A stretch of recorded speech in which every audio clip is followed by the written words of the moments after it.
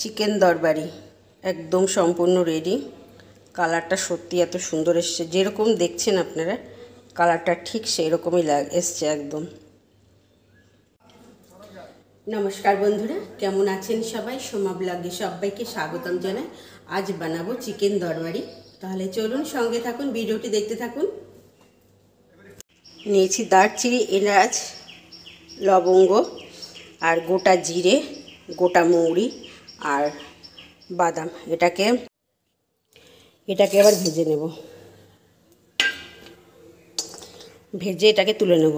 কড়াইতে দিয়েছি সর্ষের তেল, তেল গরম হয়ে গেছে। এবার দিয়ে দেবো পেঁয়াজ।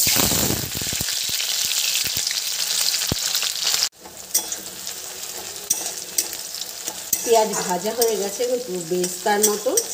এবার এরকমভাবে পেঁয়াজটা ভেজে নিতে হবে। আর একটা মশলা বানিয়েছি, আদা, শুকনো লঙ্কা আর রসুন। মশলাটা দিয়ে দিলাম।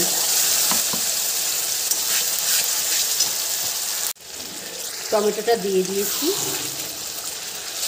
গোটা সমেত টমেটো দিয়েছি, গলে যাবে। এবার দেব লবণ, তারপর দিয়ে দেব হলুদ গুঁড়ো,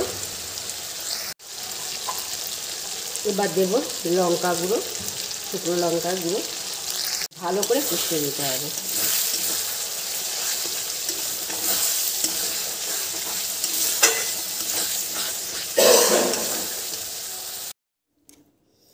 এবার এই যে মশলাটাকে গুঁড়ো করে নেব।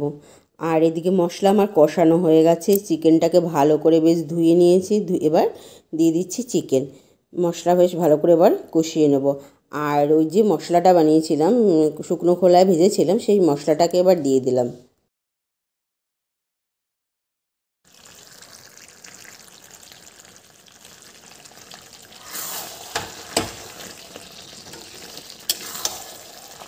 কষানো প্রায় হয়ে এসছে, আর একটুকুই হবে, আর মিনিট 5 রাখবো। আর বন্ধুরা, আমার ভিডিও কে কোথা থেকে দেখছেন একটু কমেন্টে জানাবেন, তাহলে আমি আপনাদের ধন্যবাদ জানাতে পারবো, তাই না বলুন?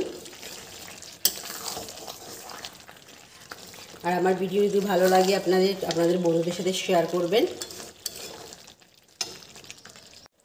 চিকেন একদম কষানো কমপ্লিট। যে সাইড থেকে তেল ছেড়ে দিয়েছে। এবার দিয়ে দিচ্ছি গরম জল।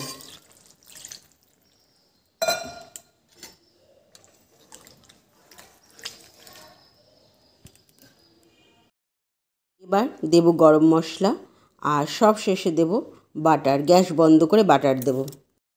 এবার এই আমুলের বাটার